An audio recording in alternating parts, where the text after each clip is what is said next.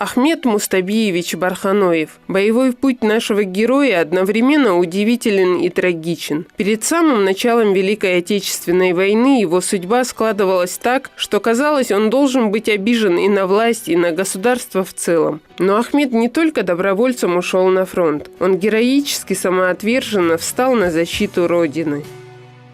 Барханоев Ахмед Мустабиевич родился в 1907 году в Грозном. В 1939 году по ложному обвинению он был приговорен к 2 годам лишения свободы.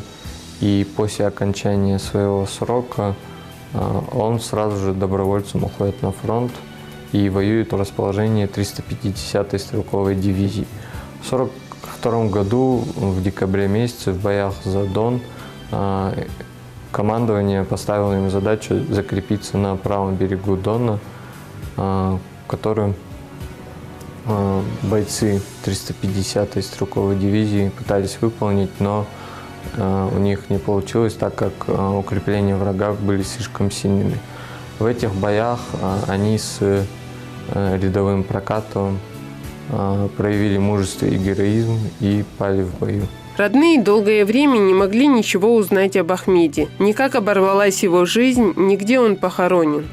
Его родственники долгие годы пытались установить его судьбу, так как брат Ахмеда, Умар, очень долгие годы переживал и скорбил по своему брату. И только в конце 90-х годов пришла информация о том, что его брат похоронен в деревне Дерезовка Воронежской области. Память о нашем герое нашла отражение в книге. Также его подвигу посвящено стихотворение. Родственник участника этих боев Александр Яньшин в своей книге описывает подвиг рядового Барханоева и рядового Прокатова. Также есть стихотворение Чернова о подвиге нашего земляка.